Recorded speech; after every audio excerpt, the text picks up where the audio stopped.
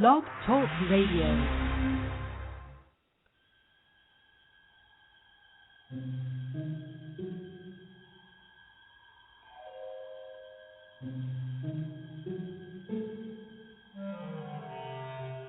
Archangels, ghosts, and Bigfoot.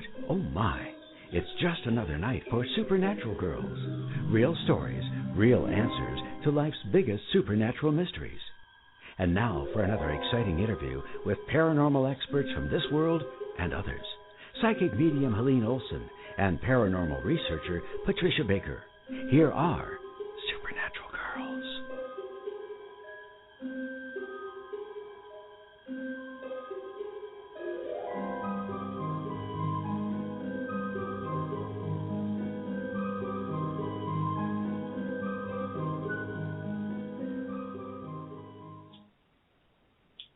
Well, good evening, everyone.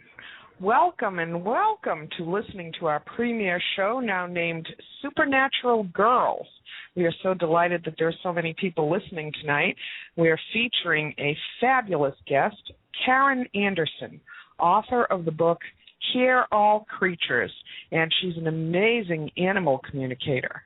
I am Helene Olsen. I am co-hosting this show with my fabulous partner in crime, Patricia Baker. Welcome, Patricia. Thank you, Helene. It is such a thrill to be here.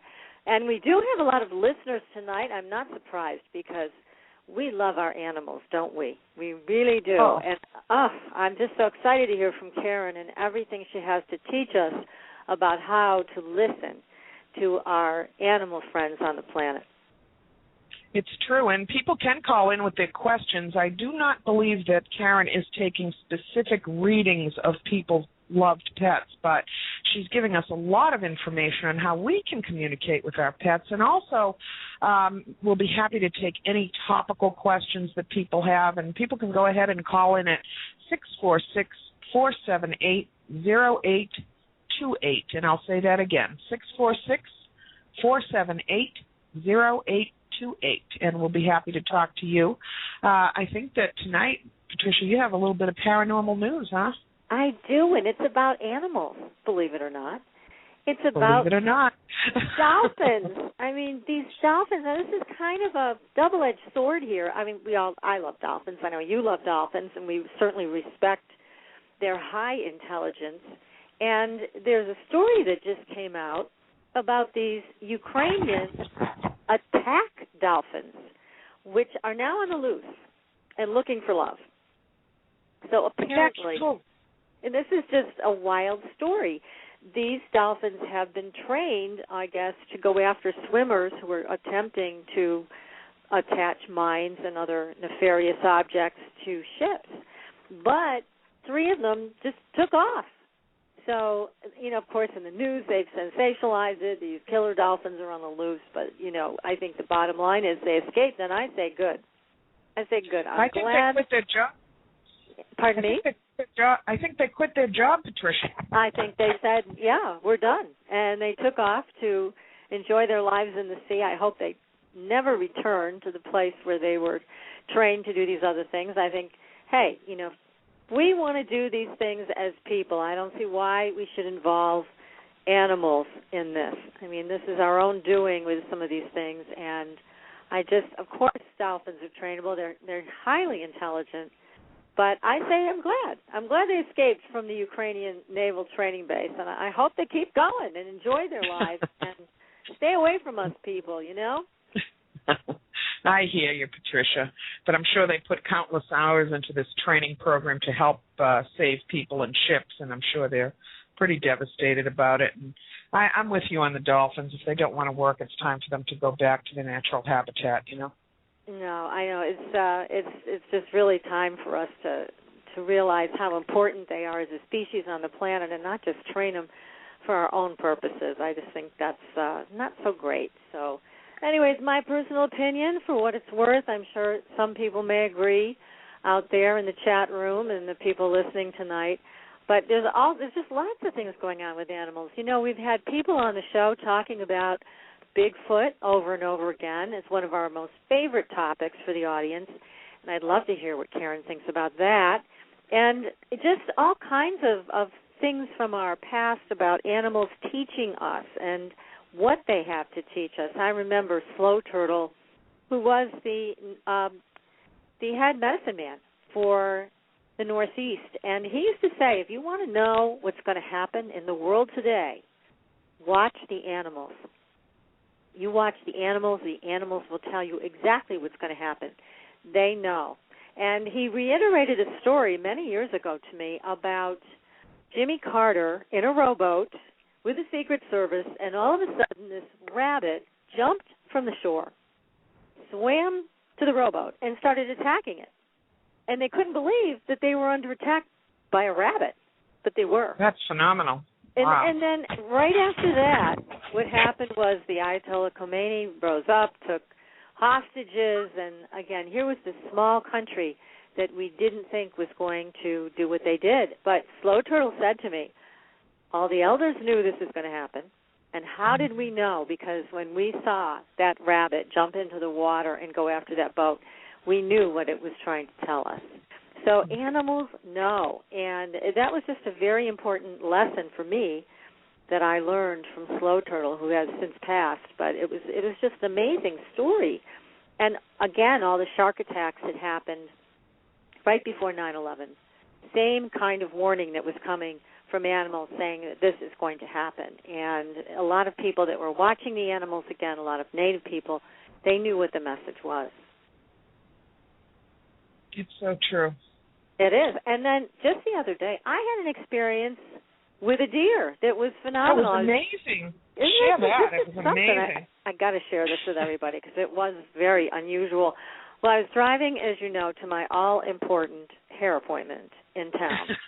And as I'm driving down the road, I suddenly see something that's right outside my passenger side window of my car. So I look over, and there is a deer.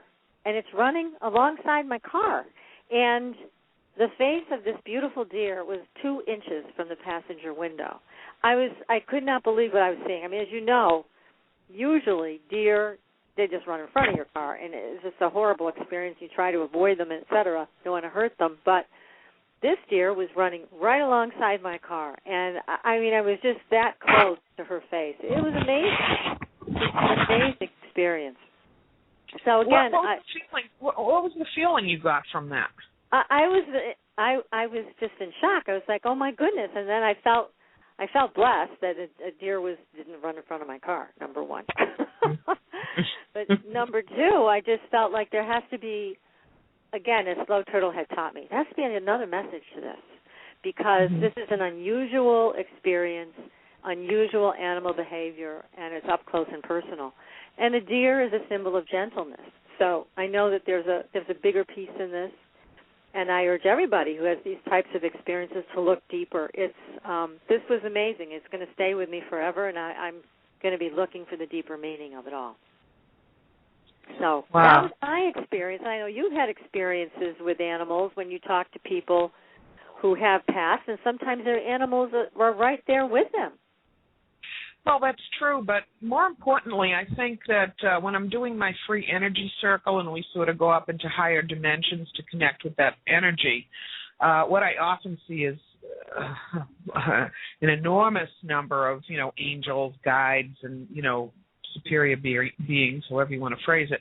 But every single time I do that circle, animals come over the circle. And they're energetic, but they're really there. The feeling I get from it is they're there to show us how determined they are, how focused they are on survival and doing the right thing. And usually we see eagles, owls, we've seen Pegasus or flying horses, and often birds and especially doves. I mean, it's all about peace. It's all about continuing in determination on this planet, and it's amazing the feeling those animals give me when I see them in my third eye, It must be. It must be. I mean, there's a lot of power and there's a lot of healing in that, I'm sure, for so many people. And, I often think, too, about the Twilight Zone, the original Twilight Zone, and I know you did everything in your power to avoid watching the Twilight Zone when you were a child, right, Helene? Not one of your I was favorite so shows. terrified. I mean, there was one or two shows that I caught by accident because my mom loved it so much, and I'll tell you, it affected me for years. And I think that part of the reason why I was so terrified of that was because my system knew something that I didn't want to know at that time, you know? Yes, I'm sure you're right. Well, there was an old Twilight Zone about a man and his dog who died while they were out hunting, and he walked with his dog to the gates of what he thought was heaven, and they said, well, you can come in, this is heaven, but you can't take your dog. And he wouldn't go. He said, well, if you're not taking my dog, I'm not coming through those gates. That's it. So he just kept walking. Saw that. My husband saw that one recently.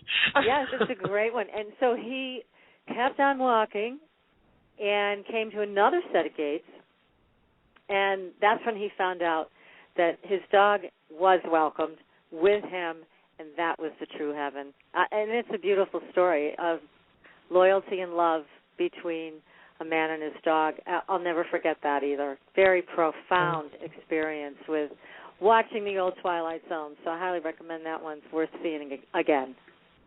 Well, I can appreciate the old Twilight Zones now because they had no gore. They only had sort of a spiritual message, and so I get it now, Patricia. I really do. I know you do. I know you do. I teach you a lot about it, but I know you get it. I know you do. But just, going back to animals that have crossed over, too, there's just so many stories where people have felt their pets that have crossed over have come back to visit them, and they feel cats or dogs brushing up against their legs, and this is fascinating. So I really want to hear from Karen about all of this and see what she has to say, because I know she also speaks with pets that have passed.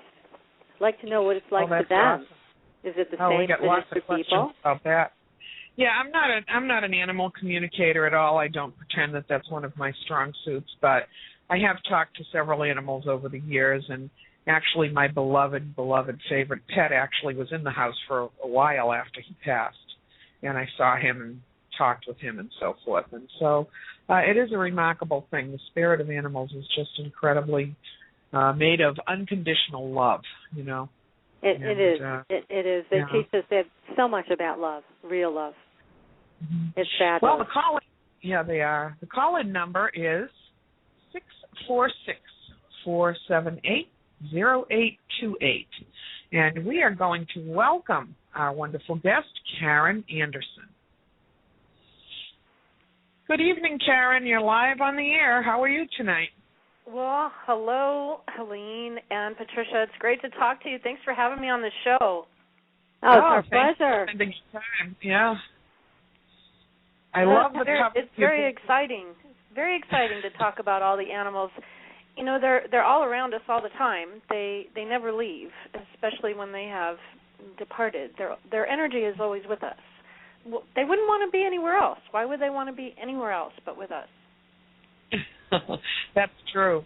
And maybe you could tell us a little bit about your book, Hear All Creatures, and where people can find that. Well, right now, I'm the only one that has them. If you try to order them online, someone's going to charge you like $800 in American money. So, oh, no. Yeah, don't do that.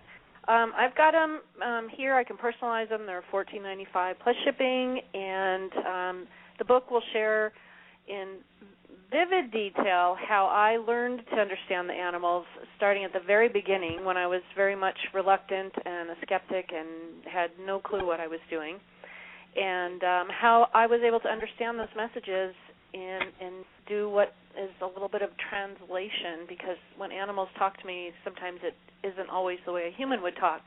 So there's a little bit of a translation that takes place. So it has lots of actual sessions. It has all kinds of wonderful stories about animals that are here, animals who have passed, and some of my happiest and saddest moments all wrapped up into a nice little book. Now, when did you start? Go ahead. I'm sorry, Helene. I wanted the people to understand that you've been doing this, Karen, for some time now, at least 10 years? Yes. I'm going on 11, or I'm going on 11, I think. At least as a professional animal communicator, when I actually kind of hung up the tile, so to speak, and started working professionally. But yeah, about 11 years now. And I bet you can't imagine yourself doing anything else at this point. No, well, I have the best job in the world. I get to talk to animals all day. That is the best job in the world. Absolutely. Absolutely. And truly, animal lovers are the best people in the world. So I get the best of both. I get to work with the animals, and then there are humans who love them. And there are no better people on the planet than those who love animals. I am so much a believer that I have the best clients in the world, the best people come to me and let me check in with their animals, and I'm just honored. Now does your work revolve around individuals, or actually going to stables, or what is the bulk of your clients? Well, the majority of the work that I do is over the phone, just like how we're talking right now. And I work generally off of a picture. I like to have a picture because I'm a lazy animal communicator. And having a photograph is like having that animal's cell number. I can just dial them up a lot quicker, faster than I can if I don't have the picture. I have to work a little harder if I don't have a photo. But anyway, I like to see who I'm talking to. I like to see their cute little faces, and it's the way I learned how to connect with them through a photo, and it's also how I teach others how to connect is through a photo. So it's just something I like to do, and I'm stuck in my ways, so I just keep doing it.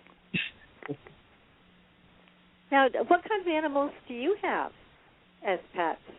It's easier to say what kind of animals I don't have. That would be a much shorter topic for discussion.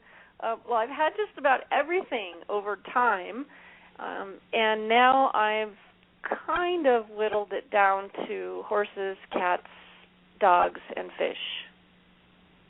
And that's the short list. And that's all in the plural, I noticed. So it's all more than one horse, more than one dog, more than one cat. Yes, I will just say I have more than 3. That's my answer, and I'm sticking to it. Okay.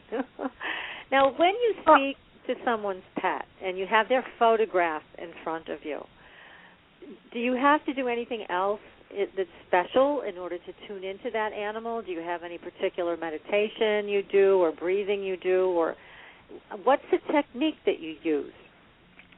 Well, my technique is top secret, but I'm going to share with you tonight for your listeners for the premiere show of Supernatural Girls Radio. Oh, boy, we're breaking news. It is top secret. No, I'm just kidding. I share with whoever wants to learn, and I'm here for those who want to expand their horizons, raise their vibration, and also learn how to communicate. I haven't taught classes in a long time, but that's okay. I'm happy to share with you. It doesn't take anything other than practice, and the key to practicing is you begin with animals that you are not familiar with. That's the big top secret ingredient right there, because an animal that you are not familiar with is one that you will more likely trust the information that you get from them, where if it's an animal that you're very familiar with and you know their likes, their dislikes, what they do, what they don't do, where they sleep, where they don't sleep, what they eat, what they don't eat, you're less likely to acknowledge that information because you think that it's your imagination or it's just a thought already in your mind because you already know them. So you tend to dismiss that stuff. That's interesting, Karen, because that's what I teach people about tarot cards, too, that you're better off practicing on your friends' friends who you don't know than you are practicing on your friends. Yeah. It is a very powerful left brain that wants to get in there, and the ego side of our brain wants to go in and categorize everything and put it all into nice, neat, little, perfect places. And when you communicate with animals or when you're working with energy, it doesn't fit into a nice little compartment. Energy is free-flowing. Energy has no obstacles. Time, distance, it doesn't matter. So we have to kind of shush our left brain and open up our right brain and say, okay, I'm going to let my right brain take over, because normally to get us through our day in this society, in the world that we live in, we need the left brain to guide us. That's how we've been raised as a society, is to be very left brain. We get up, we do certain things, we go to work, we go to school, we take care of family and pay bills. That's very left brain. So it's years and years of programming that we have to quiet down. And when you quiet down your left brain and you learn to focus, you can then hear the messages or see the messages or feel the messages, because they send messages in many different ways. Animals do. Now, do you see the images, do they come to you in picture form? Or do you actually hear words? I mean, do they actually talk to you? How do you get your information? Well, you know, when I first started to communicate with animals, I could only see things, but I would see with, I had to have my eyes closed, and I had to have my head tilted to like a 45-degree angle to the left, and I had to put my right hand up in the air, and I had to stand on one foot. Everything had to be just so. And then I realized that I didn't have to do all those crazy things. If I just relaxed, it would happen on its own. And I began to hear their messages, hear what they were saying. So I went from seeing, so clairvoyance, to hearing, clairaudience, to feeling, which is clairsentience. There's some other clairs in there too, and I get those too, especially the ones where they want to send me the flavor of something, but not when it's like a mouse or something like that. I don't want that. Don't want to taste that. But it's okay if they give you the flavor of a donut, right? Yes, and yeah, they are very much into their favorite things, which is food themselves. That's their favorite topic themselves. What they like. That's what they want to talk about. They talk about their humans. I get the dirt. They tell me everything. Yeah, they probably squeal on their owners big time. Well, I just want to remind people that they can call in at 646-478-0828, and we will be taking some calls for Karen after the break. But I wanted to ask you, Karen, you know, I do talk to departed loved ones, humans for people, and I don't get animals very often. And when I do, it's almost as though that human spirit is showing me the picture of a beloved animal rather than the animal being there with them in heaven, if you want to put it that way. So what is your thought about departed animals? Do they stay with their humans in heaven, or do they go to their own heaven? Well, I'm a firm believer that all pets go to heaven, all animals go to heaven, or I'm not going. And I know that mine are there waiting for me. And heaven is really all around us. If you work with energies and departed human loved ones, they're around us. Their energy is near. They are always guiding us. So would you say that they're on another frequency than humans are? Yes, I would say they're on another frequency. And when I have a session, I never know who's going to show up. So you may schedule a session to talk to, let's say, a cat or a dog or your horse or bird or whatever you have, and then you never know who's going to show up for dinner. It's like, oh my gosh, I have, you know, your grandmother, your grandfather, and your uncle are also showing up. So they know that I can hear their messages. So sometimes I have to get one of those little take a number things. Mm-hmm. They hear, take a number. And stand in line so that they can all give you their messages. Well, that's interesting. So that you end up actually speaking to people that have crossed over, not just pets that have crossed over. That's right. And my all-time favorite, John Edward, is I watched every single episode. And, oh, my gosh, I just so wanted to be able to do what he did. And it didn't happen, And then, boom, one day it happened. And I was just jumping for joy. I wasn't expecting it. I wasn't trying, and I write about it in my book about how I got some unexpected visitors showing up one day, and I had no idea that they were going to be there. But yes, it's very much like having the whole family. The departed human loved ones come through with departed animal loved ones. They come through as a family group, a soul group, however you want to describe that. But they will all be there, and I see them shoulder to shoulder or similar to that. It's like they line up for me. That's how I see them. So if you wanted to just talk to human spirit or just animal spirit, do you think you could switch your frequency, or you just accept it all as one thing?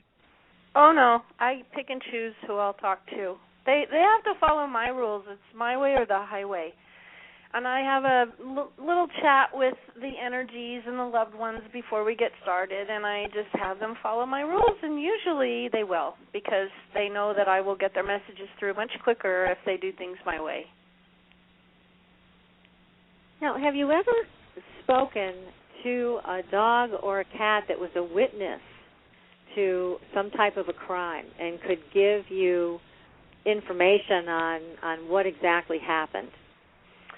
Yes, actually, I have worked with law enforcement on several cases that have involved either an animal being the only witness, and sometimes the animal had already transitioned, or since the incident occurred, the animal transitioned, and so I would contact the energy of that deceased animal and get information from them.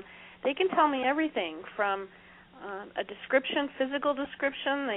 They can show me what happened, like a mini movie, kind of hit the rewind button and play a mini movie for me. They're right on top of stuff. They know exactly what's going on, and they're much better eyewitnesses than most humans are. I would think they would be. Now, but could you give us an example? I mean, without names, obviously, but can you give us an example of an animal that communicated information that you were able to hand over to the police and maybe resulted in somebody being arrested for the crime or some kind of resolution to that crime? Yeah, absolutely. There's one particular case that stands out among many where I was connecting with a cat who was in the apartment when their human was basically attacked and later died from his injuries. And the cat, who was still alive at the time, was able to tell me in vivid detail not only what happened, but how many people were involved, what they were wearing, what they looked like, and he even gave me the initials of the prime suspect. And that was, I didn't know any of this before I started the sessions. This is all what came to me during the session. And it turned out that individual was on the suspect list, and so that was confirmed. The law enforcement had their suspicions of who was involved, and then I later confirmed it because of what the cat told me. That's great. That's amazing. Wow. Yeah, that cat was actually able to participate in solving that. And yes, that's incredible that the police were actually interested in hearing what you had to say. Did you have any problem convincing them that you had real information, or how did that all happen? Of course I did. As a former deputy sheriff myself, I will hold up my right hand and swear to tell the truth, nothing but the truth, so help me God. But they listened. I got their attention. When I gave them those initials, then they kind of stopped with the eye rolling and the deep sighs, and and if you think about it, who knows anyone in law enforcement that isn't intuitive? Cops rely on their intuition all the time, but they won't call it intuition, they'll call it gut feeling. It has to be a tough guy word, so they call it a gut feeling. It's intuition. That's any good cop, absolutely. any good cop or detective, they better be using that. So after you Wow. convinced them you had some real information, then they sat down with you and you were able to pass this on. And that's quite an accomplishment right there, being able to get law enforcement to pay attention to the information received from the animals. I will say that they are a healthy skeptic beforehand and very much a believer afterwards. And that's fine, because I started out a skeptic too. And just, how can this work? It sounds crazy. I mean, it sounds crazy. But when you have completed as many sessions as I have, it becomes an everyday occurrence, and it's not so crazy anymore. And it's quite astounding, the information and the detail that will come through during a session. I mean, they even told me where when a departed human has hidden something in the house that was valuable or a keepsake, they can tell me where that is. I mean, I've solved all kinds of, I've done missing persons. A couple of dogs went with their human to the beach, and their human disappeared, and so I was contacted to do a missing persons and find out what happened to their human, and I got all kinds of information. Well, do tell. What did they tell you? Where did their humans go? Well, there was an abduction in the parking lot, and I got the vehicle description and at least a partial plate. And it turned out that I shared with law enforcement that there were 2 other female victims that were involved, and they later shared with me that there were 3 missing women in the same area within 2 weeks of each other. So what happened? What was the end result with that? Did they recover these people, or well, what I was able to tell them where the remains were of one of the victims, and the other 2 they haven't been able to find. I know where they are in my mind. I have it in my mind's eye of where they are, but they haven't been able to find the remains. But the suspect is still missing. They haven't found the suspect yet. Oh my goodness. Mm-hmm. That's fascinating information. It really is. But it's incredible. We have a lot of callers on the line. Oh, sorry. And if you think about the things that get my attention are like, if you remember what happened at the San Francisco Zoo, there was a tiger, Tatiana, that got out of her enclosure, and she mauled a couple of the people that were outside the enclosure, and then she was later, they dispatched her, unfortunately, but she told me what happened. So I got to hear her side of it, and didn't quite match up with the human side. What did she say happened? They were very much taunting, teasing, trying to get a reaction out of the big cats. And boy, did they get a reaction. Yeah, so it's a shame that it cost the life of this animal, though. That's really too bad. I know. That's very sad. Really bad. Now, I know we really need to take a break, don't we, Helene? We've gotten so tied up here with all this exciting stuff.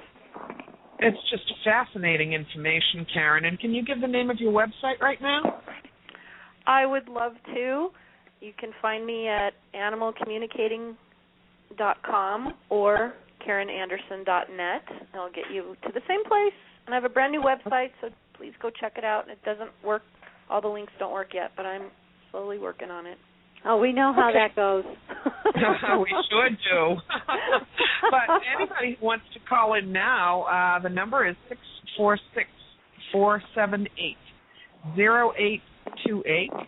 We have a lot of callers on the line, and right now we're going to ask you to stay tuned through our break, and we'll be right back in just a few moments.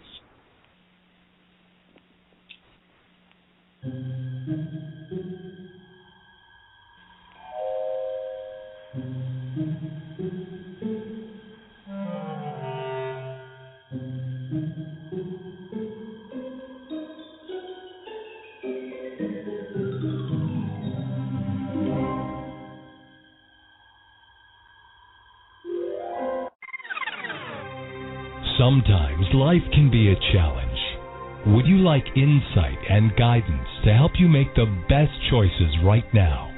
Contact Helene at angelslighthouse.com to make your personal appointment for a psychic reading or energy alignment. Helene is a direct channel to the angelic realm and is remarkably capable of connecting to the living as well as to your loved ones on the other side. Helene is available to clients all over the world via phone or Skype, and it's simple to set up a group reading anywhere. Visit angelslighthouse.com, where you'll find an easy way to schedule right online. And while you're there, sign up for the Angels Lighthouse newsletter and receive information on all the free energy circles, giveaways, and jewelry with a message. Visit angelslighthouse.com and contact Helene today. Your property tax bill. Have you seen it lately? It's frightening. Your property taxes are going up while your home value is going down. It's time to fight back and win. For the real truth about the property tax system, get attorney Pat Quintilian's book, Are You Getting Screwed on Your Property Taxes? How to Find Out and How to Fix It.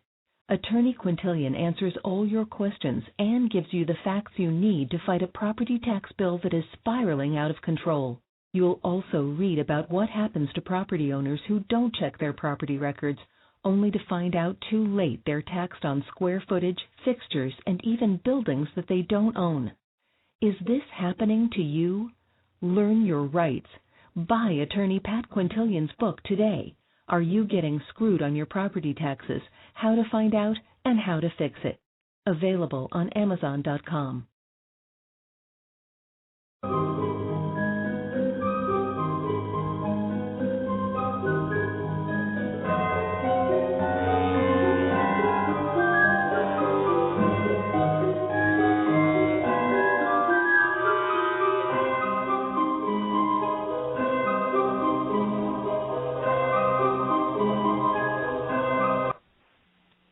And we're all back. Thank you for staying tuned through our brief messages. We appreciate it. Let's see, Karen. I think we're going to take our first caller right now. Her name is Sue, and we're going to welcome Sue on the line. Sue, you're live on the air. Hello. Hello. Hi, Sue. How are you? How are you tonight? Good, thank you. I'm good. Thank you for calling in. Do you have a question for our guest, Karen Anderson? Yes, Karen, I just want to say I'm a fan of yours on Facebook also, and I've had just a couple recently communications with animals, and I found it so exciting and rewarding. So I need to get your book and follow your wisdom and follow it through further. But my question isn't it amazing? I mean, oh my God, my whole life has been changed drastically for the better because of listening to the animals and hearing their messages. I mean, isn't it just so exciting? It is exciting, and I've had one that was passed over that wanted me to say something to its owner, and it was so emotional. The love I felt from the animal for the owner it's overwhelming. It is. Sometimes it'll knock me out of my chair, literally, and I try to stay very focused during a session. And I've been moved to tears sometimes. I know that sounds really sappy, but I don't cry very easily. And it's so powerful, the emotion that will run through you. And this is all energetic. This is a message sent energetically. And, I'm nowhere near the animal. They're, some of them are even passed on, transitioned, as I like to call it. And it will literally move me to tears to hear what they have to say.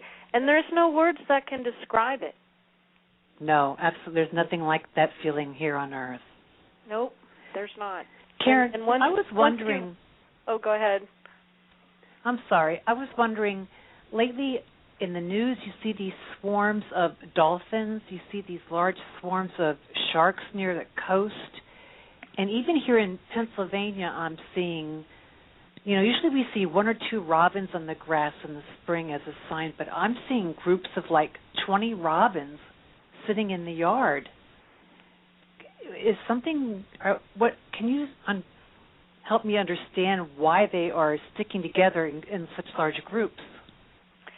Well, there's a lot of that going on, and I know that for 2012 and all the change that came about because of that particular solar incident that was going on, and there's so much happening right now, and the animals are very sensitive to all of those vibrational energies.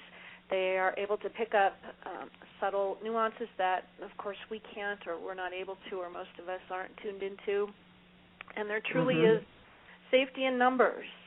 And that is really for any group of animals and humans. There's safety in numbers. And so they are coming together to be there as a kind of a strong force. And it's because we are up against such challenging times in our environment, in our economy as humans. We're right on the brink of, I think, a spiritual kind of awakening. There's more people talking about energy work and psychic work and medium work, and 2012. It's really exciting. And the Some people are calling it a spiritual tsunami. It is. Well, it really is. I'll speak to that. I mean, the gateways of light and the energy that's come through to this planet is massive. And these shifts are affecting people. Some of them are feeling irritated. Some of them are feeling that they're more in the vibration of divine light. Veil is much thinner, and everyone is sort of connecting on some level and feeling this immense shift. And so I thank you for that answer, Karen, because we were looking at those thousands of dolphins that collected, weren't we, Patricia, on a show a couple of weeks ago? Yes, that was right off the coast of California. Right, and I really got that it had something to do with Earth changes, but I hear what you're saying, Karen.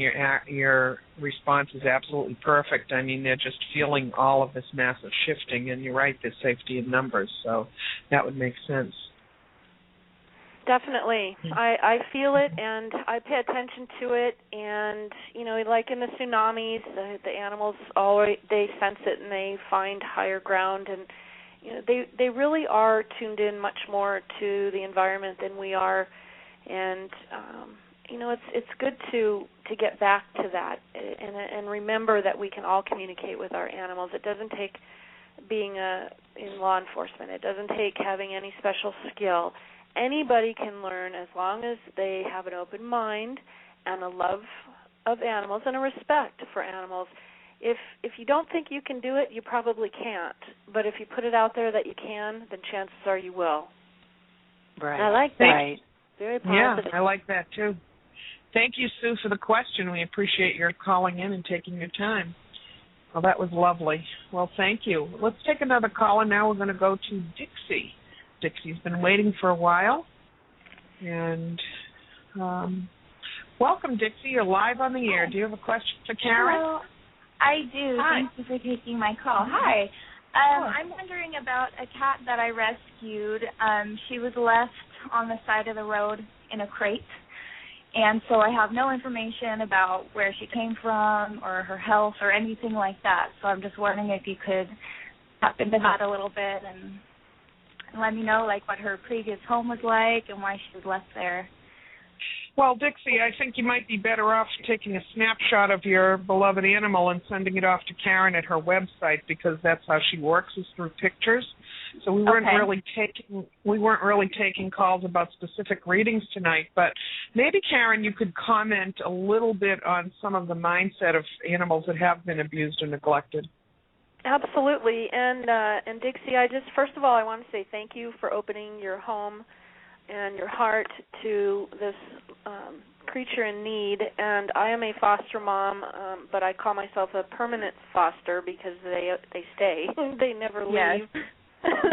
So, and I'm that way too. I will always welcome in a stray. I will take them in. I will, take very good care of them. But I want you to realize something. There is no coincidence in anything that has to do with animals that come in and out of our lives. And we get excited about this when they come into our lives, but we get extremely sad when they leave us because we feel like we've lost them or we're missing them physically, or why did they only live a short time, or why couldn't they be here longer. There's no coincidence. Everything has a purpose and a reason behind it. I have found, and tell me if you guys have had this experience, the animals that are here for the shortest amount of time are the ones that really get into your heart and just change you. There's just something about them that you can't even put your finger on it and describe it. And those are the ones that don't have to be here very long because their stay with us in physical form is so brief, but they're so high vibrationally that they don't have to put in as much time, so to speak, on the earth plane. They can move on to their next adventure. Mhm. Yeah, I haven't had that many pets. My dog died when she was 8. I guess it's not too young, but yeah, I haven't really experienced that too much. I haven't had that many pets. I have 4 right now, so. Oh, that's nothing. I've got you beat on those. But Helene and Patricia, have you ever experienced that where it just seems like the ones that we really are connected to, they don't stay as long as we would like them to? Well, that's definitely true. I mean, I have a friend who once said to me the only problem with our pets is that they don't outlive us. But my pets tend to live a long time because I treat them so well. So, they sleep on Tempur-Pedic beds and they eat fresh chicken and rice and vegetables. And, somebody said to me, when I die, I want to come back as your pet because that's the way I treat my pets. And believe me, these dogs, I have 2 little dogs now, but I know what you're saying, that sometimes the brevity of a visit from a beloved 4-legged can have just as big an impact as having a dog like a friend of mine just had that lived 19 years. So but again, I think no matter the length of time, Karen and Helene and everybody listening, I just feel that, again, that the power of that relationship, it just can't be matched. There is something there that is so profound. And, again, you're right. People can tune into their pets. They can tune into the animals. They can tune into the earth. What we're doing, though, for the most part, is we're tuning into our iPads and our cell phones, and we want the weather. We're not checking in with the earth and our connection to the weather outside. We're checking in to see what the weather says on television or one of these other instruments, and that's the big difference. So what you're suggesting when people want to talk to pets is a whole organic experience of reconnection. Mm-hmm. Absolutely. And for Dixie and this little stray, there's no coincidence there. The 2 of you came together for a reason and a purpose, and the best thing to do is just to accept and move forward and be grateful and thankful that they've entrusted you with their care, because it's a huge compliment.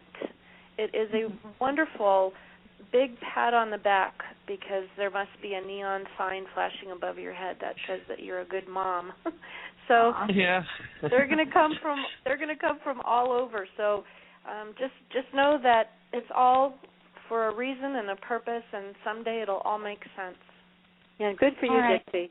Good for you. Thank you so much. For the call. Thank you, Dixie. Welcome. Thank you. Bye. This is a fascinating discussion. We do have more callers on the line. But right now, Karen, I'd like to ask you, I have heard briefly, and as I said, my work does not encompass animals usually, but I have heard about the Rainbow Bridge for animals. Do you know anything about that? The Rainbow Bridge is a very busy bridge. It's got a lot of activity on it, and I would say that there is definitely a huge reunion and celebration that takes place. In fact, you guys are going to love this. When I'm preparing for a session, I will always do a prayer and a blessing before I begin. It just helps me focus. It helps me just kind of get in the right frame of mind. And sometimes the animals are so excited and so anxious to come through that they'll show up early for an appointment. Oh, humans do the same thing, Karen. It's like, no. Your appointment appointment is in 2 hours. You're going to have to wait. And they do. They are so excited when they are reunited with us, either through a session that I have with them or when their human finally makes their transition. It is a reunion and a celebration of life and love like no other. And they're actually joyful when they transition. The death experience for animals is extremely full of love and joy, regardless of what we see physically happening to them. It is an amazing experience, and I have never had a single animal tell me that it was horrible, not one. And I've done tens of thousands of sessions. So is the Rainbow Bridge a link to a way or a road for them to get into heaven? Yeah, I think it is just a good illustration that we are always connected. That if you want to use that as symbolic, the animals for me are right there. I mean, they're just literally within reach. I can reach out and feel them, touch them, sense them, pick up on their energy. And symbolically, the Rainbow Bridge is the connection to them energetically speaking. It does feel like that when somebody makes their transition, because everybody gets so excited and it's like a big family reunion when they all get to be back together again. Well, thank you, Karen. I think it's very much alive and well in spirit. I'm sorry, Helene. Go ahead. No, go ahead. Patricia, should we take another caller now? I think we better. We've got so many people on the line. I want to make sure that we attend to all their questions while Karen is with us tonight. Okay, so we'll take another caller before the break, and we're welcoming Dawn. Dawn has been waiting, and we thank you for being patient, Dawn. You're live on the air. Hi. Hi. I'm just hoping for some kind of peace. I feel guilty for all my animals' deaths and my dad's death, and I just need to know that anything else gets forgiven. I'm having a hard time hearing you, Dawn. Could you hear the question, Patricia? Dawn, I heard you say something about that you felt guilty for the death of all your pets and for your father's death as well. Is that what you said? Yes. Yes? And what's your question to Karen? Well, I can comment on that if that's okay. Go ahead. Because I'm having a difficult time hearing as well, but I just want to comment on that. And I write about this in my book, You're All Creatures, because I carried around the guilt of, I thought I was responsible for the death of an animal. I carried that guilt around for 30-some-odd years. And it was not something that I set out to do. It was something that needed to happen for my soul's growth and for the growth of the animal that was involved. And it was not my responsibility that I learned. In fact, it was actually something that helped me continue my line of work in communicating with the animals, and it was something that changed my way of looking at when our animals pass away forever. It was like a light bulb went off, because what this animal told me was that I did not wake up that day to do them any harm. In fact, I did everything to help them. I took care of them. I medicated them. I fed them, watered them, loved them. And it was never my intention, and there's the word, the key word is intention, to do anything but help this particular animal. Now, when we carry around the guilt, that's because we think that we didn't do something soon enough, fast enough, we should have caught it, we should have taken him to the vet or done one more surgery. If we're supposed to cure our animals, it'll happen. If we're not supposed to cure them or get them into recovery, it's not going to happen. And it has nothing to do with how good or how bad a pet parent you are. It has to do with the soul growth between you and that particular animal, and the intention in your heart. So just ask yourself, did I wake up that morning and did I intend to do anything but help, love, honor, respect, and cherish that animal? Well, of course not. You just wanted to do what was best, and that's how you can look at, going forward, look at how truly the animals that have transitioned have entrusted their lives with you. And again, that is just a huge compliment. It means you're a very good mom, a very good dad, a very good care provider, because that animal has entrusted you with their most vulnerable moment. And they're also extremely good at covering things up. So I feel your pain, Dawn, and it's hard to move through that.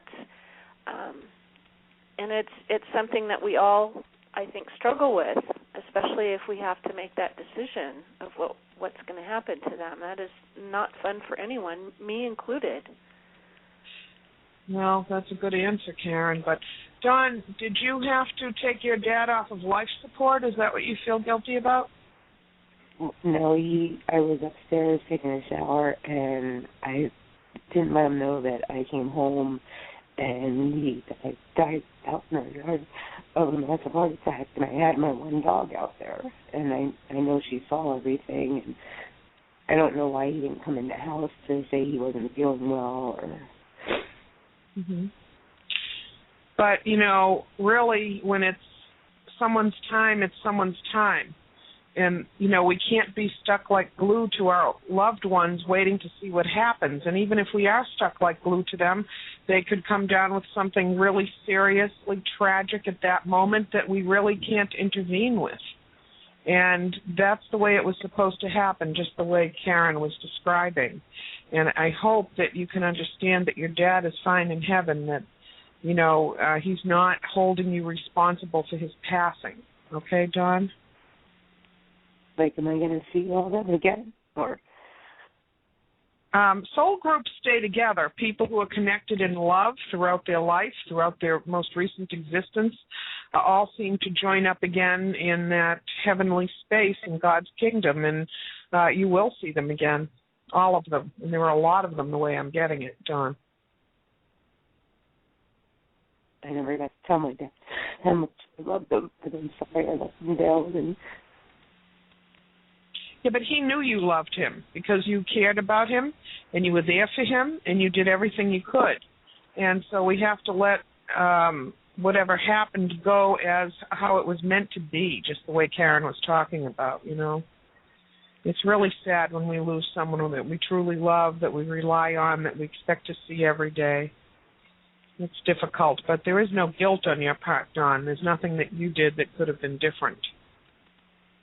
And there's one thing that I can share again about how we blame ourselves because we didn't notice something, see something, catch something soon enough. Mm-hmm. And truly it is something that we can alter, at least for a while. We can change the course, the direction of an outcome to, let's say, maybe, Dawn, there's actually some things that happened before that day that you were there and you took care of whatever was happening to your father.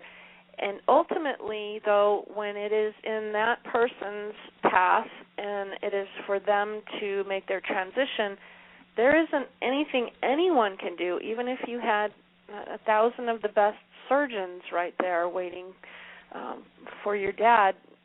When it's time, it's time. And we can alter it and change it for so long, and then ultimately they have to continue on their path and their soul's journey. So I do believe that we can, for at least a time, we can make decisions or we can do things or help them, keep them here longer. But honestly, when they make that transition, they are so happy to be in energy form. It is just like a huge celebration to be out of a body that has failed them. They get to leave all the pain behind, and they get to be in pure love and light. And so that is a very happy transition for them. It's hard for us to lose them, of course. They're beloved to us, and we're left here in the world, seemingly alone in some way, but they really are happy, and they are free of pain and illness and everything. So, yeah, Karen. Well, thank you so much for the call, Dawn. I hope that it helped. Thank you so much. You're welcome. Good night. Yeah. Well, those are some really interesting questions, Karen. And right now, Patricia, we're going to take a break, okay? Righty. And the number to call in is 646-478-0828. And we'll be right back with Karen Anderson after our short break. Stay tuned.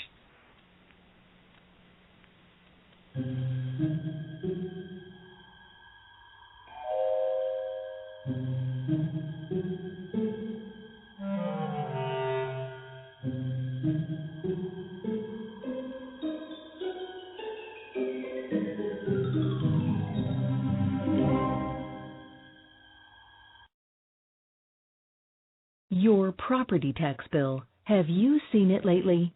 It's frightening. Your property taxes are going up while your home value is going down. It's time to fight back and win. For the real truth about the property tax system, get attorney Pat Quintilian's book, Are You Getting Screwed on Your Property Taxes?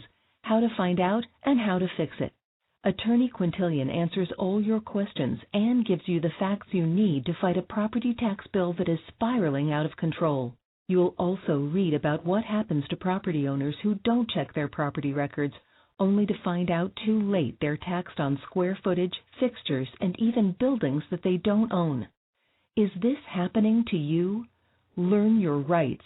Buy attorney Pat Quintilian's book today. Are You Getting Screwed on Your Property Taxes? How to Find Out and How to Fix It. Available on Amazon.com. Sometimes life can be a challenge. Would you like insight and guidance to help you make the best choices right now? Contact Helene at angelslighthouse.com to make your personal appointment for a psychic reading or energy alignment. Helene is a direct channel to the angelic realm and is remarkably capable of connecting to the living as well as to your loved ones on the other side. Helene is available to clients all over the world via phone or Skype, and it's simple to set up a group reading anywhere. Visit angelslighthouse.com, where you'll find an easy way to schedule right online. And while you're there, sign up for the Angels Lighthouse newsletter and receive information on all the free energy circles, giveaways, and jewelry with a message. Visit angelslighthouse.com and contact Helene today.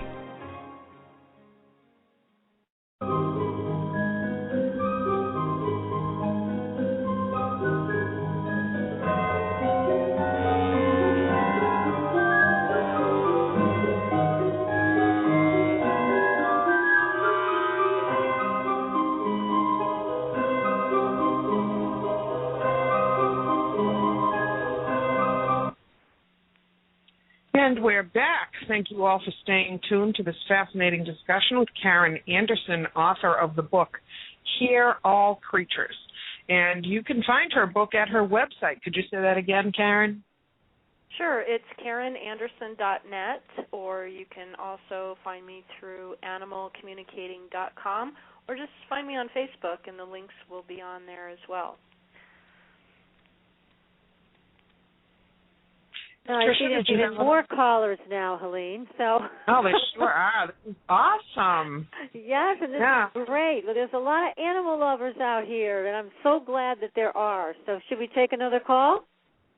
Sure. Why don't we say hello to Star? She has also been very, very patient. And welcome, Star. You're live on the air. Karen Anderson. How wonderful. Good to hear you ladies taking care of our animals. I have a question of insight, and can I give you several names? And I just would like to be fresh, with no influence, to have you speak with them. Who are you directing that to? To Karen. Okay, Karen wasn't taking specific live readings on air tonight. What she's doing is giving us information. Karen works from photographs, and you might want to connect through her website and send her the photographs of your beloved animals, and she'll be happy to work with you. Did you have a general question about how your animals... Well, I guess I can make it general. If I could give the names and like a group, like what you're talking about earlier, sensing the group, or Karen, an awareness. It's the forest for the trees kind of situation. Okay, go ahead and share your question. The love and safety and balance,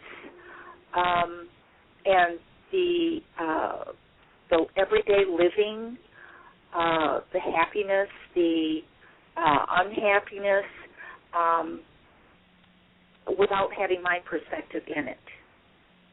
And I'd like to just mention their names, within the environment. Sarah, Abigail, Star Angel, Max, Purity, Peeps, just an awareness.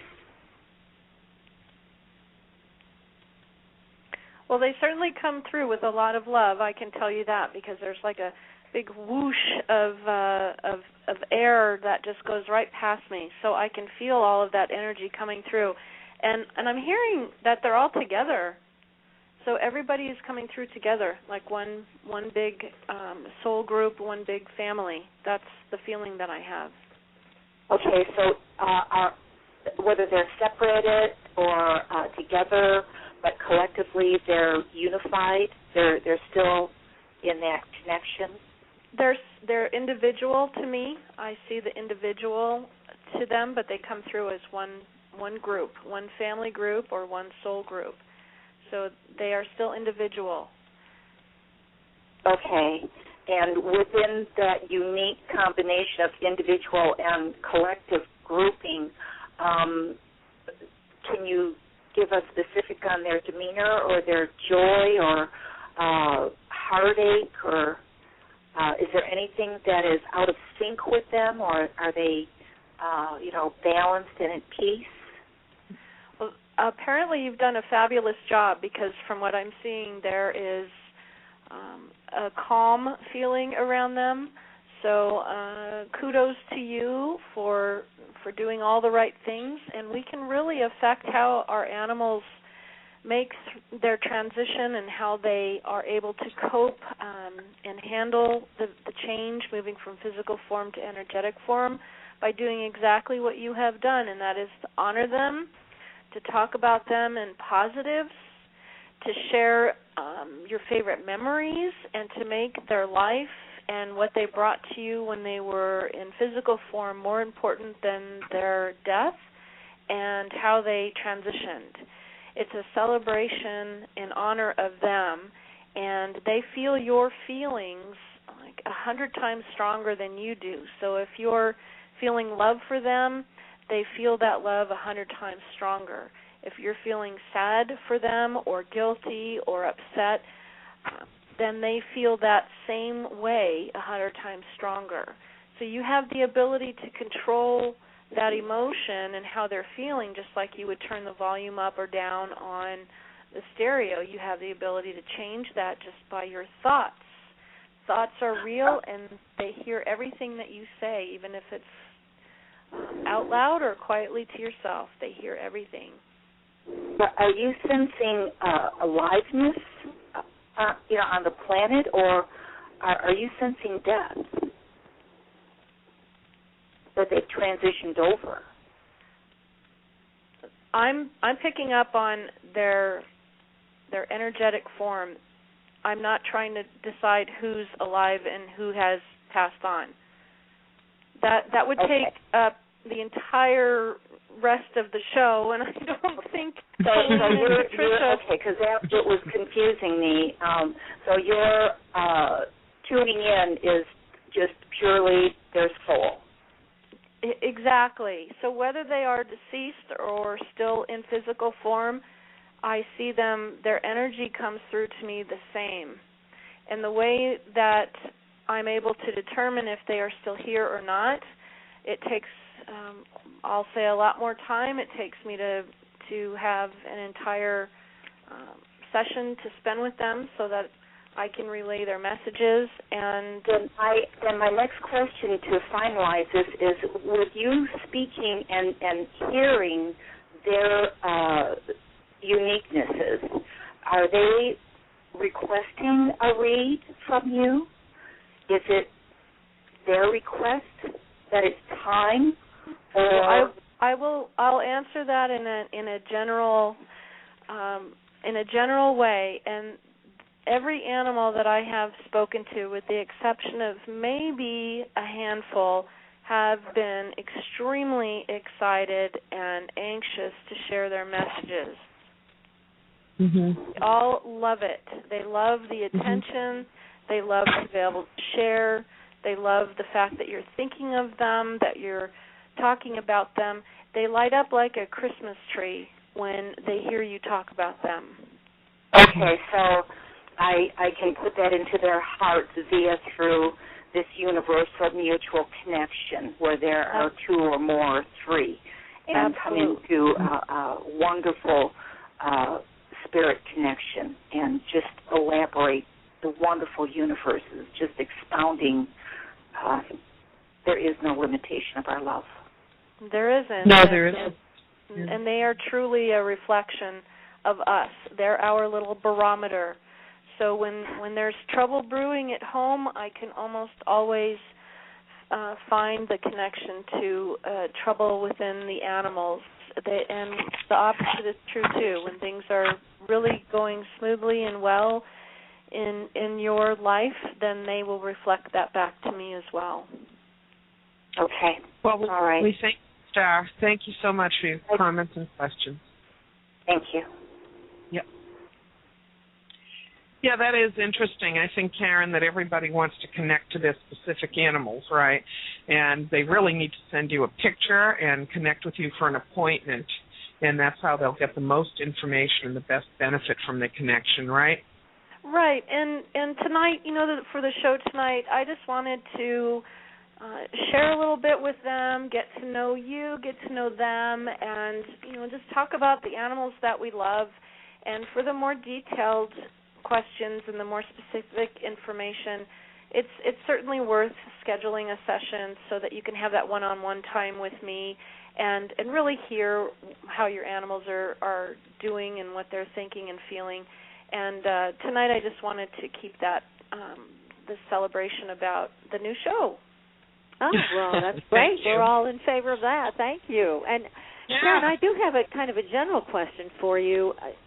Is there a difference in the way domestic animals and our pets communicate versus wild? Not at all. The only difference that I will say is that the animals that are, I'll say, domesticated or that are around us, or they are in our energy more often, they're very much up to date with, I don't want to say current events, but they understand things like going to work and the phone and running errands. They understand those kinds of things, whereas animals that are born wild and continue to live wild, they don't have that that information. It's not needed, so they kind of tune that stuff out. For them, it's all about survival for the wild animals, so they will talk about themselves, and they will talk usually about the things they like, and it's all about survival, whereas the domesticated animals, those that we share our lives with, will tell me everything from finances to careers to relationships, you name it. That's amazing. It's amazing that the animals that we do share our lives with grasp the complexities of our lives probably better than we do. I mean, it's amazing to me that they have that depth of understanding, and I don't doubt it for a second that they have that depth of understanding. And then if you can go back to the wild animals, I know there's been a lot said by a number of animal communicators and even other elders about what some of the larger animals carry in terms of wisdom, like the whales, like the elephants, that there is a very powerful kind of a quantum consciousness that these animals hold, memories of our existence on the planet that just supersede so many other civilizations that we think we know about. Do you feel the same way about that? I absolutely do. And the one thing that I'm a student. I continue to learn every day, and each session that I have, I pick up something new and different than I have from any other session in the past. And it truly is a learning experience to hear what the animals have to say and how they view things and what's important. And when it comes to the consciousness of certain species like the cetaceans or, the elephants or any group like that, there's in any group consciousness, there are going to be the individual personalities, and I tend to focus in on the individual personalities because I really like that one-on-one time with them, but they are so much more in tune to the subtleties and the connectiveness that we all have, and they remember that we can communicate. They're shocked sometimes when I tell them who I am. I've had someone say to me, one of the animals that I was talking to, say, "A human talking to me?" And they were just, what? They were just so amazed. I was like, yes, I'm talking to you. They're so much better at it than we are. They are truly masters at communicating. They will even get a little bit fussy with me if I take too long, if I don't kind of zip through their messages. And if you've ever had a session with me, I start out slowly with my when I begin the session, and then all of a sudden I get revved up. I can't keep up. I have to talk so fast to keep up with their messages because they have so much information to share, so much that they want to give, so much that they want to talk about. And I've had clients that have signed up. They say, I want to talk to all my animals tonight. And then I say, okay, and who do you want to start with? And then we start with whichever one they want to start with. And they end up spending the entire time on that one animal because it may not be what you wanted to hear, but it's what you need to hear. And I always believe that's true. Yeah, and that's true, Karen. And I just want to relay one of many animal situations I've had, and I'm not an animal communicator, but sometimes it comes through. And I saw this woman's dog. She's just an acquaintance. And I connected with the dog immediately. He just wanted to talk, okay? And so I'm looking at the dog, and I'm hearing him talk. And she looked at me and said, "You're talking to my dog, aren't you?" And I said, yeah, because I really didn't want to go there. This was a social situation, not a reading event. Right. And she said, "What's he saying? What's he saying?" And I said, "Well, you know your dog well. You don't, it's not that important, whatever." And she made me tell her what he was saying. And he was saying that he was very upset because she left him alone so often. This poor animal was just a little bit depressed. He wasn't having a vertical life. He felt ignored and neglected. Even though she took good care of him, she wasn't there most of the time. And boy, I got to tell you, she did not want to hear that message. Nope. She told me in spades, "My dog is the best cared for dog on the world," and I, blah blah. And I'm like, well, that's fine. I may not have heard him properly, whatever. I had to let it go because now, do you run across that with messages from animals that people get sort of not that happy about the message? Yeah, so I have so many stories that are popping up into my mind that I can share with you. But the one I think that stands out tremendously is I had a client contact me. This was years and years ago, and her major complaint was that her husband's cat was peeing in her very expensive Nordstrom shoes. The cat was not peeing in the $20 Payless shoes, the buy one get one free, but the cat was peeing in the very expensive Nordstrom shoes. So she wanted me to find out why. So I connected with the cat, and the cat said, I was asking, what's going on? Why are you so upset and why are you peeing in your mom's shoes? And I'm laughing now because this just blew me away. And the cat said, because I'm upset that they locked me out of the bedroom. And I said, oh, and I'm talking to the cat. I said, your mom and dad lock you out of the room, so you show that you're upset by going pee in the shoes? And the cat said, that man is not my dad. Oh, my. What did the cat mean by that? I know what you meant. The mom was in the bedroom and kicked the cat out, and the man that was in there with her wasn't her husband. Right. Yeah. Oh, my. Let's see. The cat was definitely making a statement in more ways than one. Well, and then, of course, you get in the beginning, you have this moral dilemma. Well, do I tell him? Do I say it? Do I tell him? Well, you know what? If she's paying me to find out why her cat is peeing in her shoes, I better do my job. So I told her, your cat doesn't like it when you and that man, who's not her daddy, lock her out of the bedroom. So I told her. And what was her reaction? I never heard from her again. Oh, God. Her cat outed her affair. Oh, my goodness me. Animals are so honest. They just tell it like it is. That's great. That is absolutely great. What a great story. I know. Love that story. Yeah. So definitely, yeah, it's not always what you want to hear, but it's definitely a message that you need to hear. And I won't censor. I do not censor the message. The only time that I've had to alter what I said was I was on a live show just like this one, and someone called in, and there was something very seriously wrong with his mother, and I had to contact him off the air.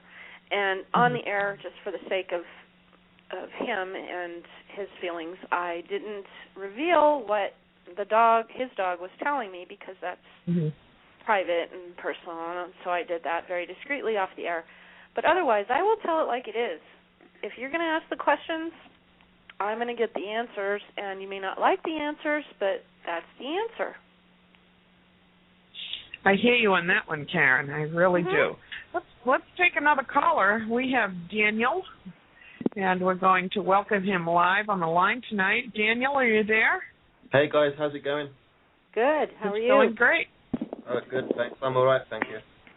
Have you ever encountered, when you're talking to animals, like evil or possessed animals? Fascinating question.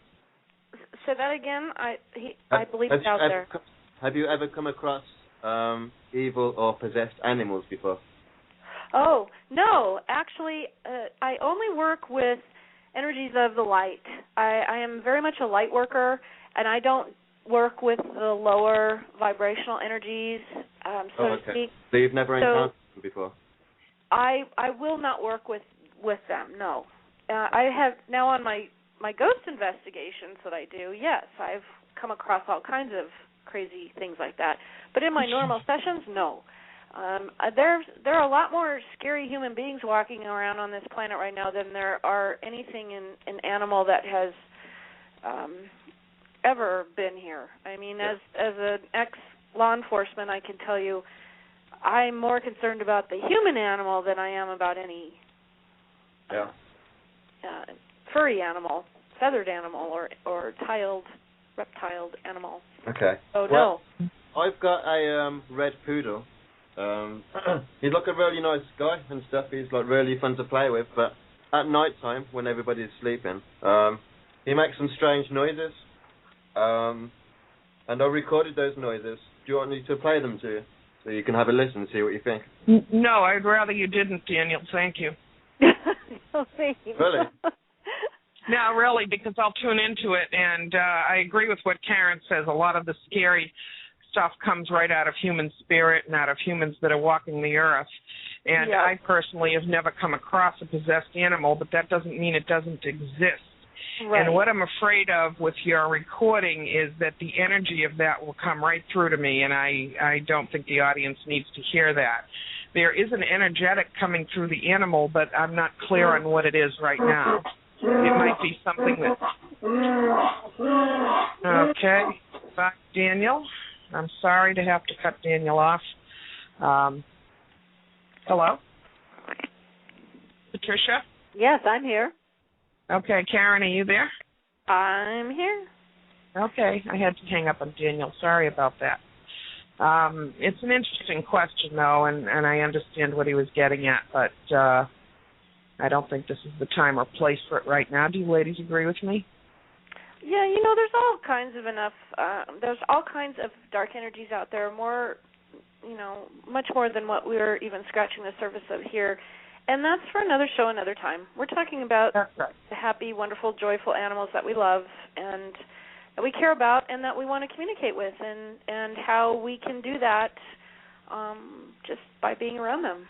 And also, I just need to add that I think when people perceive something possibly dark coming from their animals, I think most of the time, if not all times, it's simple projection. Because animals are pure. And especially when it comes to the pets that we have, I mean, to think that a dog or a cat or something is being possessed by another spirit, I mean, I think a lot of that, the owner has to look to themselves and say, what am I attracting? And, I think 9 times out of 10, if not more, the dogs, the cats are trying to get rid of that energy. They're trying to process that energy out of the space. I mean, I think that's the whole purpose when you talk to people who are witches or pagans, that they have familiars, and that was as a protection. So, again, and I hate to see owners of pets project that onto pure, innocent-hearted pets. Again, I don't think it is the pet. I think lots of times the owner's involved in something that they don't want to face or they don't want to get in touch with, and then it comes out and they take it out on their pet, and I don't think that that's right. So I think you have to be very careful when you attribute any negative energy like that to a pet. I agree, and I also want to just reiterate from what I was mentioning before that our animals are barometers of us. They reflect back how we are, spiritually, energetically, emotionally, and so if your animal is acting strange or having those kinds of issues like the caller had, then you have to look at yourself. I agree. They're barometers. That was very eloquently put, Patricia, and I appreciate that he called, but it's time for us to move on to another happy caller. And the next caller is named Tim, and this is the last call we'll take before the break. We welcome Tim live on the air. Hi, how are you tonight? Hi, I'm good, thanks. I was actually I wanted to share a little story I had about something that my dog was actually like. It sounded like he was trying to communicate to me. If you could tell me anything about that, it would be helpful. Okay, he's cutting out for me, so I can't hear what the question is. Could you repeat your question again? Because, Tim, you were cutting out. I don't know if you're on a cell phone and you're moving around, but we need to hear you clearly and what your question is this evening. Yeah, sorry. Can you hear me now? You're still cutting out, but let's see if we can make out your question. Is it all right now? Because I wanted better. to ask. All right. Okay. So I wanted to say about something I felt my dog was trying to communicate to me. And do you think you would know anything about that?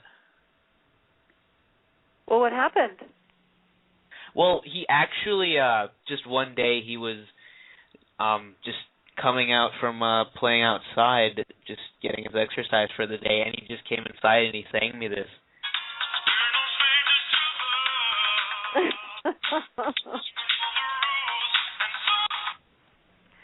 You better get that dog an agent and get him in showbiz.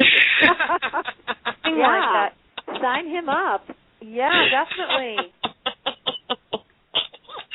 My darling husband Arthur is doing the call screening tonight. Hey, Arthur, great job. Well, these people, they're pranksters, and they come on all straight and everything, and then they change their tune when they're live on the air. You know what, though? I think it's hilarious. They're listening to us. I do too. They want to make fun of us, but, the joke's really on them because they could be doing how many other things right now, and they're listening to us, and they're calling. And it's currency with us. That's kind of compliment by itself. You're right. But right now it is time for another break, and so we hope you all stay tuned. The number to call in is 646-478-0828. We're going to try to get to another couple of calls here. And stay tuned. We'll be right back.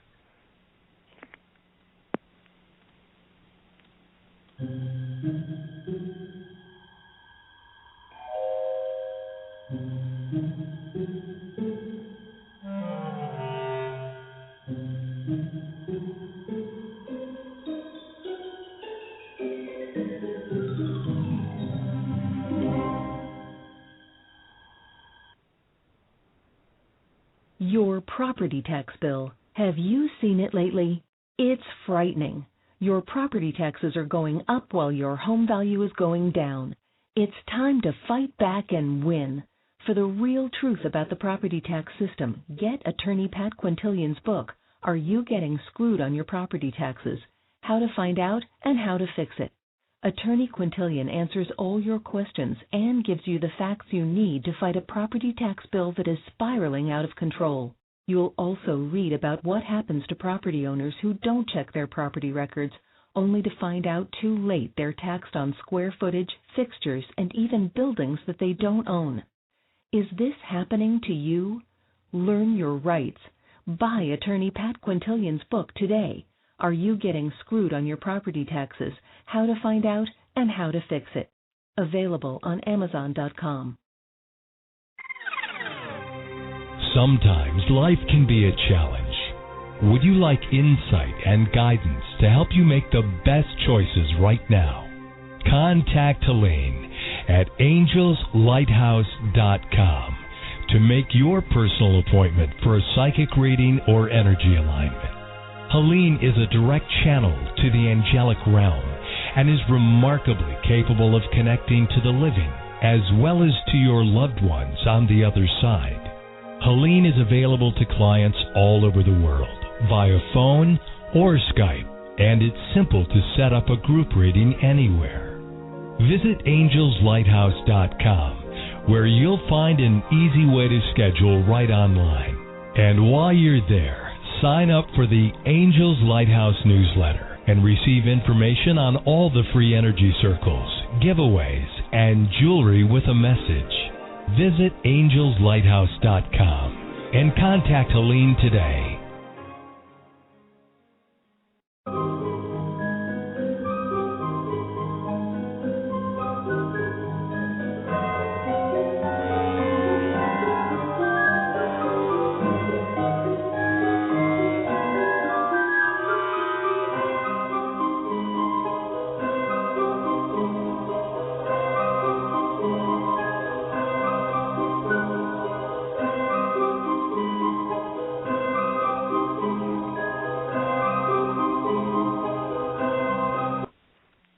I welcome everybody back, and thank you for staying tuned with our delightful guest, Karen Anderson, author of Hear All Creatures. And Karen, if you'd like to say the name of your book, the name of your website again, we'll do that, and then we have a couple more callers to get to. Okay, I am on the internet, on Facebook. You can find my website, it's KarenAnderson.net. or animalcommunicating.com. And also I have to throw out a little plug for myself. I am in a contest for favorite animal communicator, and the last day to vote is this Tuesday, the 19th of March. And it's a very close race. I won second place last year, and I would really love to get that coveted first place. There's no real prize other than just bragging rights. So if your listeners would vote for me, I would just absolutely love them to pieces. And you can where do they vote for you, Karen? Well, they can find the link on my Facebook account, or they can go to about.com. And about.com has the 2013 Reader's Choice Awards. And just do a Google search for favorite animal communicator, and be sure to vote Karen Anderson. You have to put your email address in, and that would be wonderful if they could do that for me. Great. Oh, thank you. That's awesome. Well, let's welcome Jane to the program now. She's been waiting for quite a while, and I'm trying to get her mic on, but there it goes. Okay, welcome, Jane. You're live on the air. Hi, how are you doing tonight? We're doing fine. We're having a little fun here. I've heard that. Yeah. Promise I'm not like that. So. Okay. I just wanted to make a comment about some just strange things that I think animals pick up on, spirits and things, because I'm currently in my mother's home, going through her estate. She passed away a year ago. And I have my dog with me, and we're always together, and he's been with me for 11 years.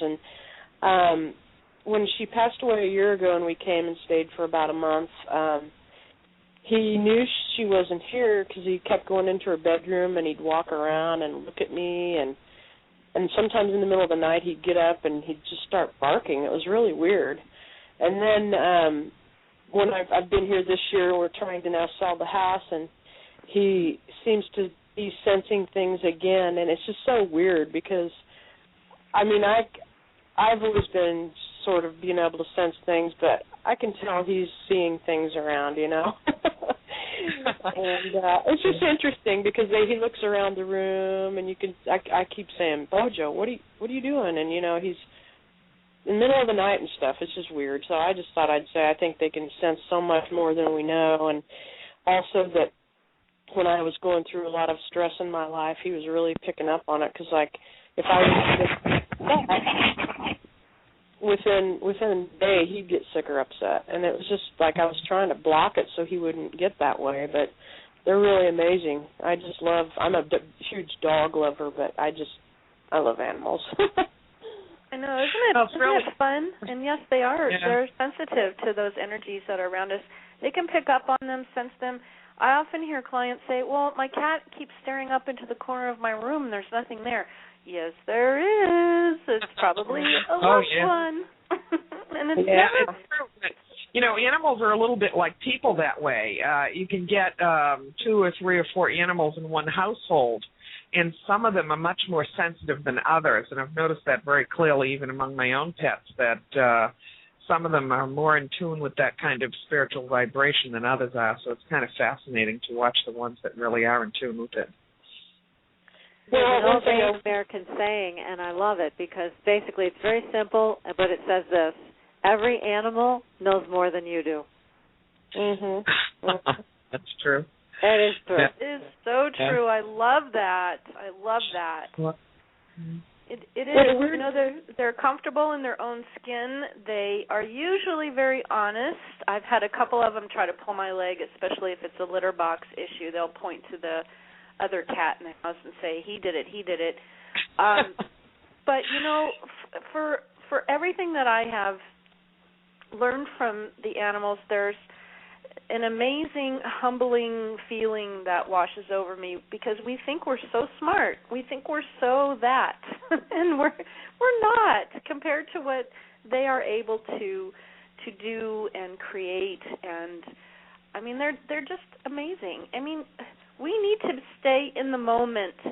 I wish everybody who's listening would just learn one thing from today is to watch your animals. They're in the moment. They're right now. They're not in a week from now. They're not 2 weeks ago.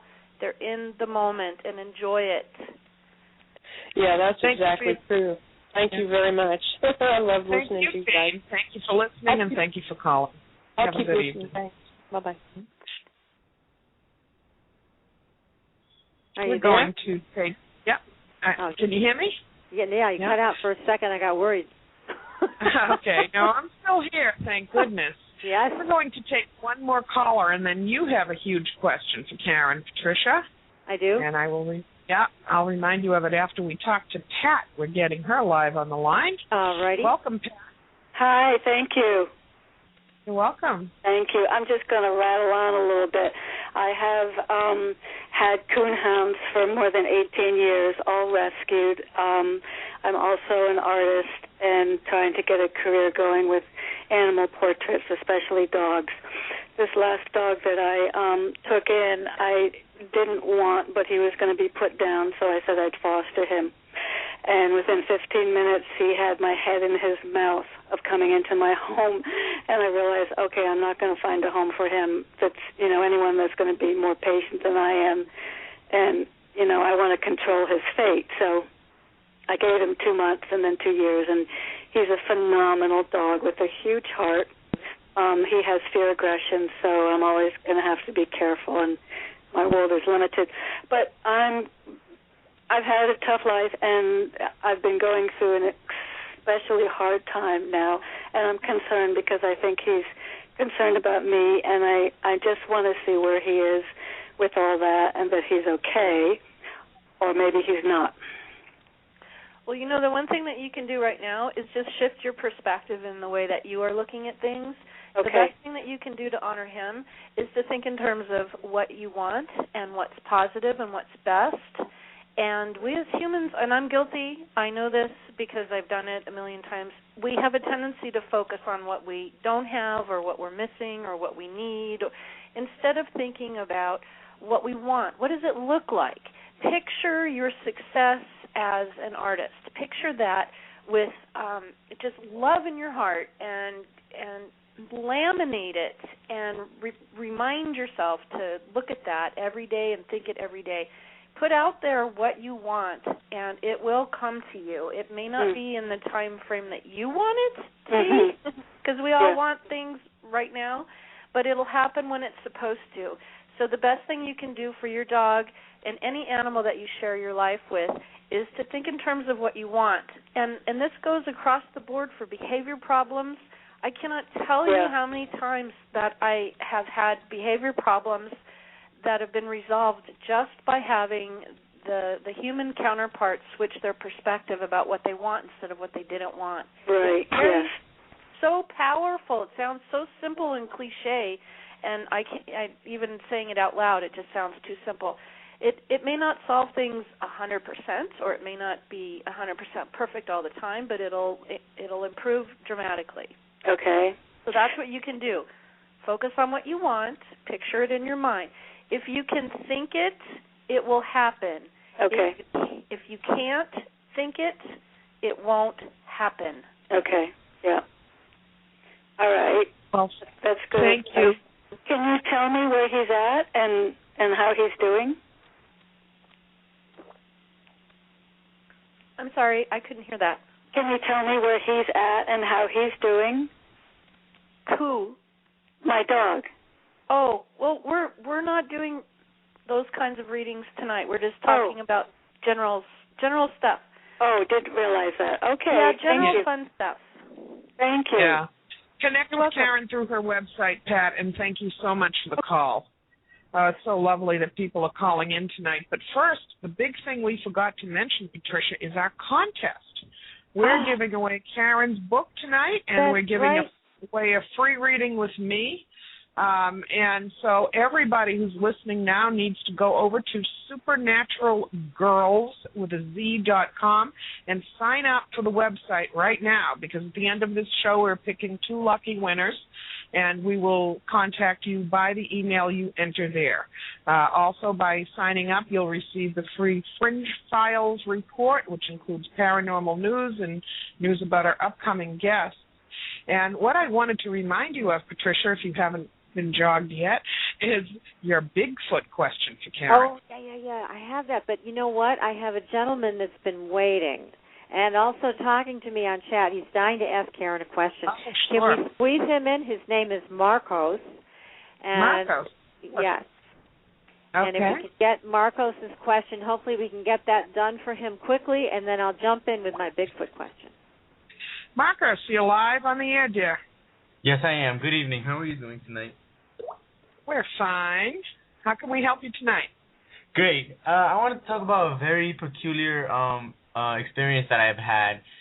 First of all, to get things straight, I've never believed in animal communication until now, because it all happened a summer ago, and I went to the zoo, and of course, I was a skeptic when I thought that the gorilla was speaking to me, but it seemed to be reacting differently to me, and I dismissed it as nothing. So when I came back to the gorillas, one was staring at me, and I heard it begin to whisper, and it started to say, "I'm a nigger, I'm a nigger." Geez, well, I'm so glad we took that call. See, it's not all Arthur's fault. It's not. Now, that was mine. I'll take full responsibility. Yeah. I was getting a hit not to take any more callers. Well, you know what? You were right. We'll move on to Bigfoot. Yes, we will go to Bigfoot. So here's my question for you, Karen. We've had 2 different shows on Bigfoot that have been extremely popular with people, and I was wondering if you've had any experiences with the Bigfoot entities. Have you had any communication with them?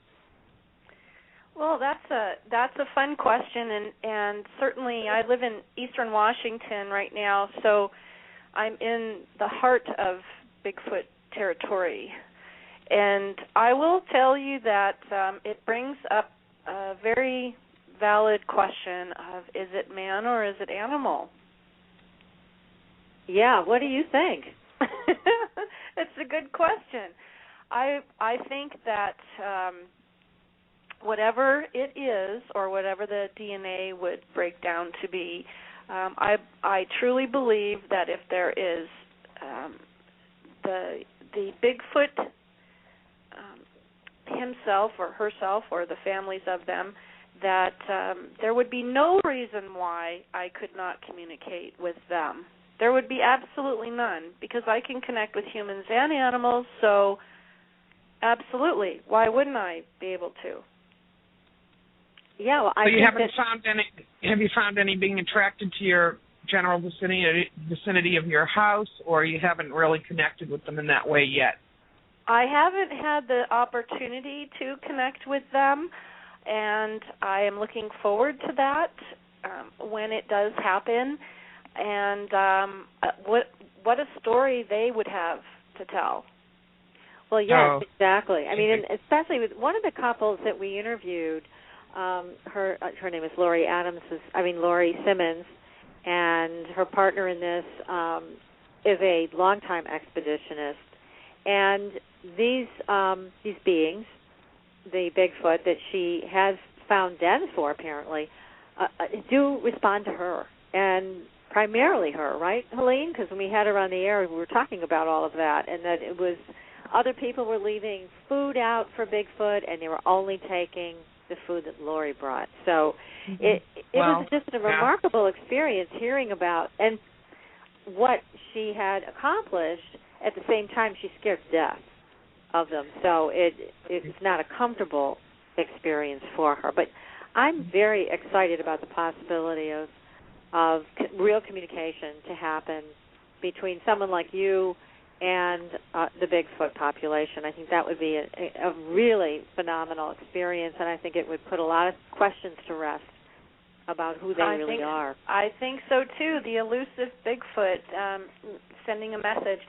And just for those who are listening, it is something that I don't take myself very seriously, but I take my work very seriously. And I kind of go at it like a cop. I think of it as like I'm going to investigate, and I'm going to find the facts and stick to the facts. And we're having fun tonight, and certainly this topic is one of my personal favorites because it is just, it's all over the board. You have believers, you have non-believers, you have some in the middle, and then you have people that are total skeptics until they have an experience. So I love this. It's just my kind of thing, and I'm really looking forward to the opportunity to connect. And no, I don't have my radar going all the time. So for any Bigfoot out there that is just walking past my house right now, I'm not always in work mode. Sometimes I do take breaks, and I call it being off duty. So I'm not on duty all the time, and I really look forward to that because I had an experience with a 3,500-year-old cat mummy at the King Tut exhibit in Seattle this last year. Oh, how fascinating. I know. I didn't know there was going to be a cat there. I went to go see the King Tut exhibit, and there was a cat mummy. So, those kinds of things, I love that. I love the challenge. I love the mystery of it. I love the information that comes through and what they can tell us. And this is just fascinating stuff. That's why I love what I do. That's why that's awesome. I know. I can't get enough of it. Mm-hmm. Well, Karen, you've been a fantastic guest, and I really appreciate your time. And, it's just been incredible information about your connection with animals, and I hope that everyone in the audience goes to your website and decides to send you a photo and get a full reading with you, because that's where they'll get very specific and personal information, right? So why don't you say your website again? Website is KarenAnderson.net. or animalcommunicating.com, and you can find me on Facebook, Karen Anderson, Animal Communicator. I'm pretty much all over the place. You can schedule a session and find out what your animals are thinking and even learn how you can communicate with them on a higher level because they love you and they want to share their feelings and messages with you. And congratulations on your new show. I think it's fabulous. Oh, thank you. We're honored that you were our first guest, and we appreciate you so much. Yes. Thank you, and thanks for all the listeners. And you guys are awesome, and just keep shining your light everywhere, and we'll keep those little low-level energies. We know which ones we're talking about. We'll keep them out of the center of attention where they so want to be. I just think it's hilarious that they want to listen to us. I know, I do too. I thought that was like the best point ever made about something like that, Karen. I really respect that. That's great. I love it. Oh gosh, like I said, I just like to have fun, and obviously these guys have nothing better to do. Apparently. On the network, he was really good at saying, if you do this, I'm going to give out your phone number publicly. I'm not going to go that far right now, but it's a thought. It's definitely a thought. So, thank you, Karen. We'll talk to you soon. Yes, we'll have to have you back on the show, Karen, and good luck. We hope that you get all the votes you need to be the #1 animal communicator. And people, don't forget to go vote for Karen. And Karen, we're going to have you back. This has been a great show. Yeah, let's do it. And the next time we'll do some real short readings on the air, and we'll get some of those questions answered. Thanks a lot, guys. Terrific. Thank you, Karen. God bless. Bye-bye. Well, that was beautiful, wasn't it? Oh my goodness, we couldn't have had a better guest than Karen, and what a great way to start off Supernatural Girls. It's a terrific energy. It's a real good, warm feeling to have Karen here talking about the animals we love so much and how to communicate with them. It's been great. And we've got another incredible show coming up next week. Should I go ahead and share that with everybody? Please do. Oh, first I want to interject that if they haven't already, they need to go over to supernaturalgirls.com and put their email address right there to get a chance to win either Karen's book, Hear All Creatures, or a reading with me, Helene Olsen. Yes, so go do that now, and I will also talk to you about next week. We have a very unusual show, and our guest is going to be Robin Foy. He's going to be calling us from Spain. He is an author and a member of something called the Skoll Experiment Team. Now, here in the United States, we haven't heard much about the Skoll Experiment that was done in England. But this was a really big deal. This experiment chronicled the extraordinary results of a 5-year investigation into life after death. And at the beginning of 1993, 4 psychic researchers started on a series of experiments in the Norfolk village of Skoal. That's why they call it the Skoal experiment. And the subsequent events were so astounding that senior members of the prestigious Society for Psychical Research asked to observe, test, and record what took place. And I want to tell everybody listening, Helene and I have seen some of the physical evidence, some of the things that have turned up on film. We've listened to the auditory recordings, and it totally blew our minds, did it not? It was unbelievable. I mean, just the sheer volume of physical evidence they got, not just me or anyone else's medium relaying information. I mean, these spirits were putting pictures on unopened canisters of film, right? I mean, That's it was right. Unbelievable. And they signed their name to the point where people on the research teams were able to take the signatures and compare them to the signatures these people had in life, and they matched. I mean, this is super spooky stuff, but it's all about the evidence. And Robin Foy is going to be our guest. He's going to be talking to all of us about what happened there. And then the experiment was continued, but in another form. And he's going to be talking to us all about what happened after the Skoal experiment came to a conclusion. So there's just a tremendous amount of information that Robin has for us. I cannot wait to talk to this man. It is really going to be an exciting show. So please, everybody, pass the word. This is a show that cannot be missed. It's new information, especially to us here in the United States. For some reason, we've been in the dark and kept in the dark about it, but it's all coming out now. And we will post videos for you to see. We're going to post the photographs for you to look at. So you'll be very well informed, and I'm sure you're all going to have a lot of good questions for Robin next week. Patricia, this has been a ball, hasn't it? Oh, I love this show. I love doing this show with you, Helene. This is just a blast. It really is, and I thank the so many, many callers and so many, many listeners who are on tonight. This is just awesome. And we're going to say good night, Patricia. Good night, Helene. Until next Saturday at 9 p.m. Eastern. We'll see you then. Thanks for listening. Tune in next week for another radio adventure with